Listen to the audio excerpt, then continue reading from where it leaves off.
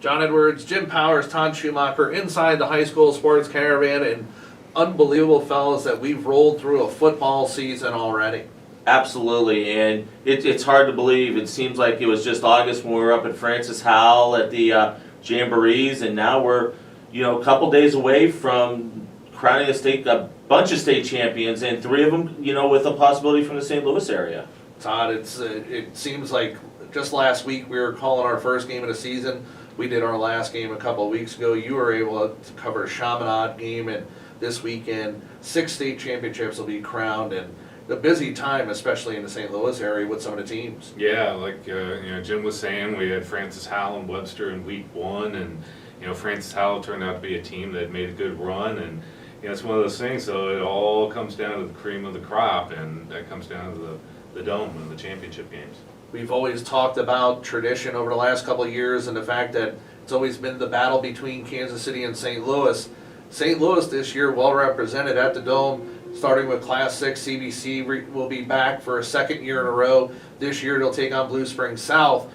Probably, to me, will be the best football game of the weekend. Yeah, I think that one's going to be an outstanding game in the Class 6. I'm also looking at the Class 4 game with Webb City and Kearney, because I think those 2 teams match up very, very well. This isn't the invincible giant down in Webb City. I think there's a few, chinks in the armor this year that Kearney may be able to exploit. So yeah, I think that the games on Friday, I think, have all the possibilities to be just unbelievable games. We'll start with Class 6, though. Like I said, I feel it's the premier game of the weekend, CBC and Blue Springs South. Todd, you and I saw the Blue Springs South team a couple weeks ago at Kirkwood.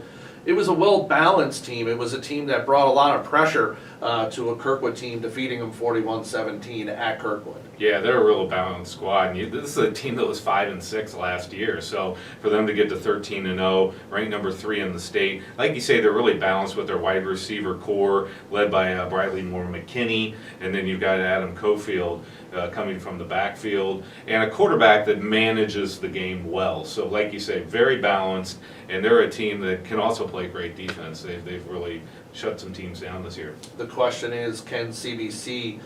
We saw them last year take on Rockhurst, beat Rockhurst.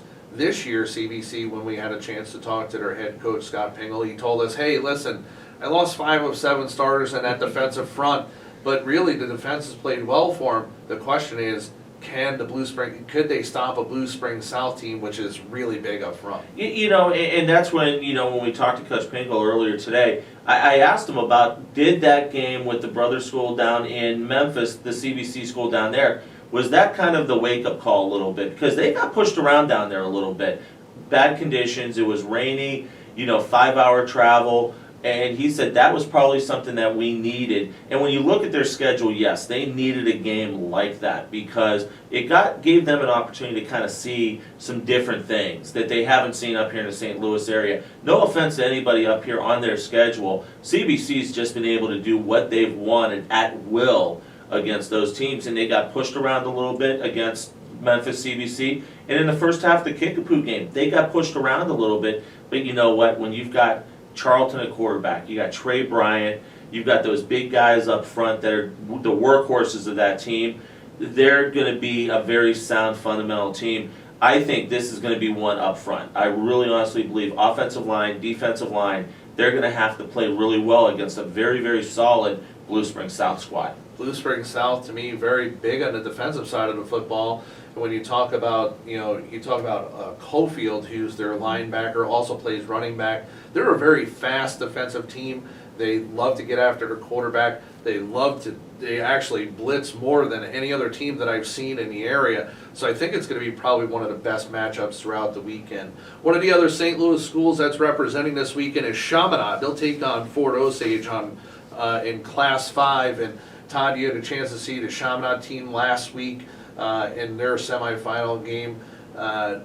This is a team that over the last couple of years is progressed in an upward trend, and they finally get to the show. Yeah, last year they lost in the first round at districts to McClure North, and this is a team that just continues to grab some momentum. Their only losses to CBC, but no shame in that. A lot of teams have lost to CBC this year. But I look at we're talking about Blue Springs defense. Chaminade really has to play a strong defense in this game. They put 5 in front. They'll come off the edge. They've got a great linebacker in Luke Hanley that's got 120 plus tackles.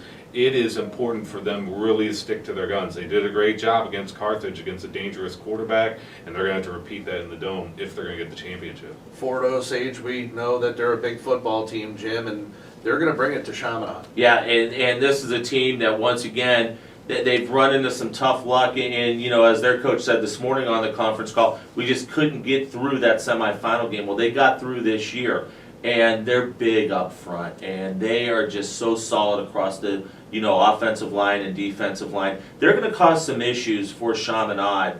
Much like we really anticipated Carthage doing the same thing last weekend, was creating some issues, and you kind of saw that in the first quarter with that game against Carthage, to where Chaminade had to make some adjustments. And I tell you what, they made some great adjustments and were able to handle a lot of the different looks that Carthage was throwing at them. Fort Osage, they're going to spread it out a little bit. They don't like to run the ball too often up, through the tackles. They like to get it out on the edge. They're a one-back offense. They've got a quarterback that's committed to K-State.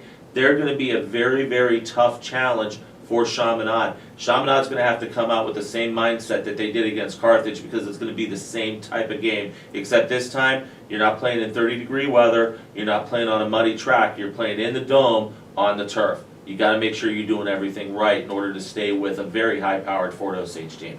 Fort Osage and Chaminade should be a good one as well. The other St. Louis school representing this weekend is going to be John Burroughs, and John Burroughs has been to the dance a few times. Always the bridesmaid, never the bride. They you know what, if there's a year that I think John Merritt and the Bombers can finally get over the hump, I think it's this year. Tyler Foote has had a phenomenal year. They've got a sophomore running back in Bain that is just unbelievable. And they had a couple games this year that they got pushed. Lutheran South, a game that, I had a chance to see, with a great running back. And in talking to Coach Merritt earlier today, he likened this Odessa team to this, Lutheran South. Very good running back, very good quarterback. And a game like that gets you ready for moving through, especially to their conference. The Metro Conference has been so good for so many years with Westminster, Priory, and some of those schools. And those schools got them ready. But I just really think the Bombers, best shot, I think, to get a state championship. And for John Merritt, he's worked so hard, coached under Gus Farrat when Gus took the teams there, when Zeke was there. I really hope that they can get it, because John Merritt has paid his dues and has really done a phenomenal job. I think when you talk about Odessa, they've got to play good defense. This is a Burroughs team that averages 41 points a game. Yeah. They want it to be a trap meet. And Odessa does play good defense, and they did knock off perennial power Maryville in the quarterfinals. But I just look at it and I say Burroughs, and they're young too. Yeah, they're very young. Quarterback and Absolutely. running back are sophomores. So you say in the last 6 years they've had 5 Final appearances, 1 Final Four appearances. I think there's more in store for this Burroughs team, not just this year.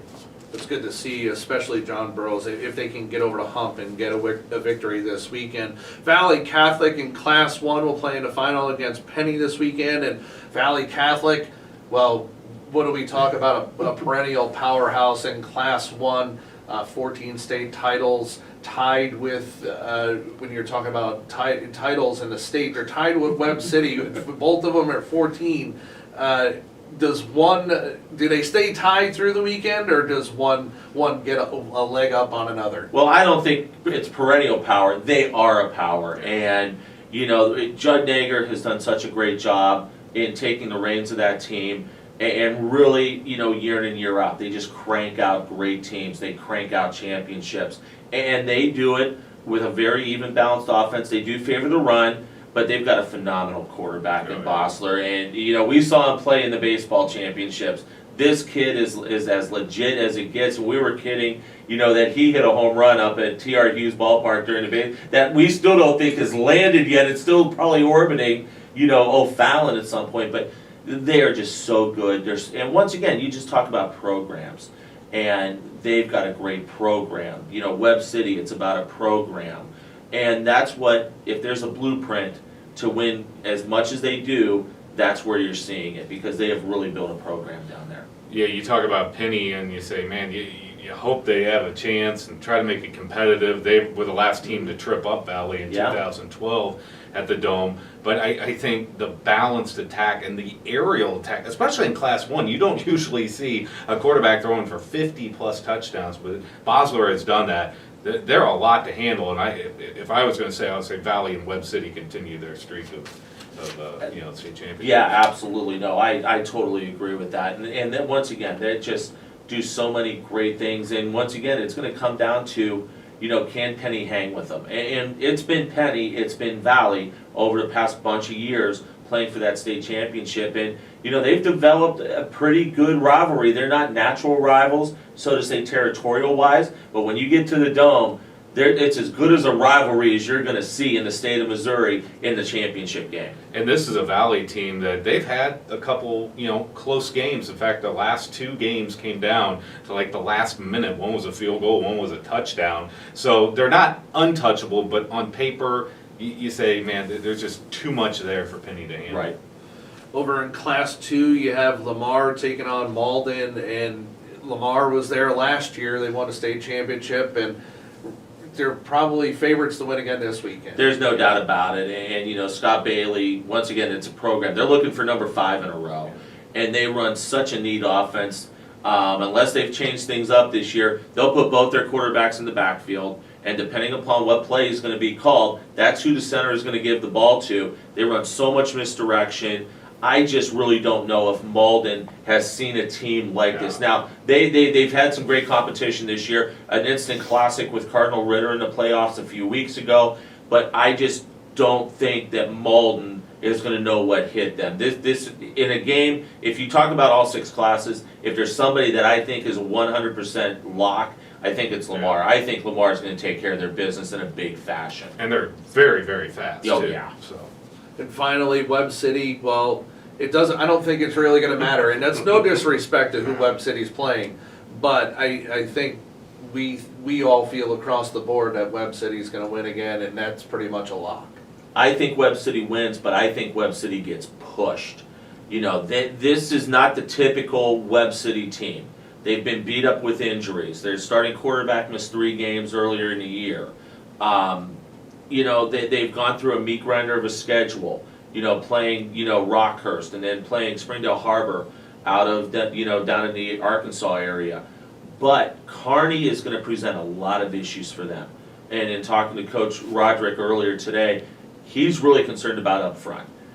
They've got some kids on Kearney's side on the defensive line that are just big and fast and can move people. It's going to be up to the O-line for Webb City. Do I think they're going to win? I think so. But I don't think it's going to be the blowout that maybe everybody down in the southwestern corner thinks, or even around the state. I think this has the possibility of being one of the best games of the weekend. Well, and I agree with Jim. This is not the regular steamroller of a Webb City team because they were challenged by Carl Junction. And Carl Junction took them to the brink. Like you say, they've had some tough games. They're number 17 in the country according to USA Today. But to be quite honest, I think some of the past teams would probably rank higher than this. Oh, absolutely. I totally agree with that. Some of the teams that have won, over the last 5-6 years, I think are way better than this team. But I think with this team, I think they're a little bit more controlled. And they do things a little bit more fundamentally. They don't maybe have the best athletic scheme of things, but I think this team is more fundamentally sound than maybe some of the other teams that John Roderick's had in the past. No doubt it's going to be a full weekend of high school football action at the Edward Jones Dome. You can catch all the games on Misha.tv, including the 8-man game on Friday morning starting at 9:30. We want to thank one of our fine sponsors, Winning Streak, the apparel of us here at the High School Sports Caravan. They do a fantastic job. Find them at winning-streak.com. You can call them 618-277-8191. For Jim Powers, Todd Schumacher, John Edwards, we appreciate you watching. Thanks to all our friends here at DeSmet High School for taking care of us, especially John Hockey. Have a happy Thanksgiving, and we'll talk to you next week.